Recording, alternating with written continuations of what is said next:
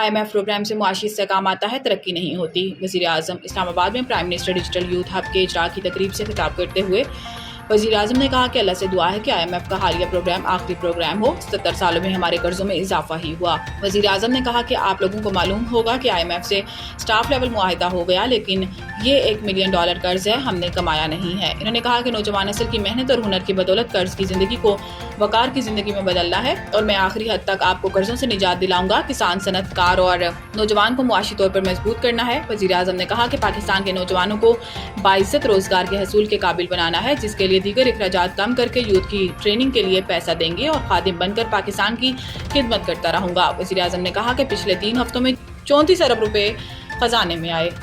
शरपसंद अनासिर बलोचिस्तान की अमन और तरक्की के दुश्मन हैं। वज़ीर-ए-आज़म सदर की गवादर हमले की मजम्मत। वज़ीर-ए-आज़म ने वाक़ये में 6 अफराद के जाँ बहक होने पर गहरे दुख और रंज का इजहार करते हुए हदायत की है कि वाक़ये की तहकीकात करके जिम्मेदारान का तयन और करार वाकई सजा यकीनी बनाई जाए। वज़ीर-ए-आज़म ने कहा कि शरपसंद अनासिर की मासूम लोगों के खिलाफ बुज़दिलाना कार्रवाइयाँ इनकी हैवानियत की वाज़ेह अक्कासी करती हैं। शरपसंद अनासिर के मुल्क दुश्मन अज़ाइम को कभी कामयाब नहीं होने देंगे। वज़ीर-ए-आज़म ने कहा कि मुझ समेत पूरी कौम को अपनी सिक्योरिटी फोर्सेज और कानून नाफिज करने वाले इदारों पर फख्र है।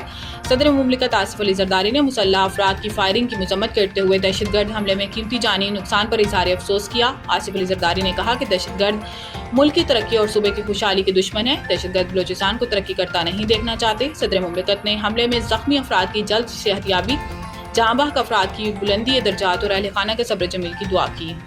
15 दिन मुअत्तल रहने के बाद जाफर एक्सप्रेस पेशावर से क्वेटा के लिए रवाना। वफाकी वजीर अमीर मकाम ने मुसाफिरों को पेशावर से रुखसत किया। जाफर एक्सप्रेस जुम्मे को क्वेटा से पेशावर आएगी। गुज़िश्ता रोज़ वजीर रेलवे हनीफ अब्बासी ने ऐलान किया था कि हफ्ते में 2 दिन चलने वाली बोलान मेल रोजाना की बुनियाद पर चलाई जाएगी। मीडिया से गुफ्तगू में अमीर मकाम ने कहा कि जो बलूचिस्तान की तरक्की रोकना चाहते थे, इन्हें मायूसी हुई। दहशतगर्दी के खिलाफ कौम मुत्तहिद है, कोई सियासत ना करे।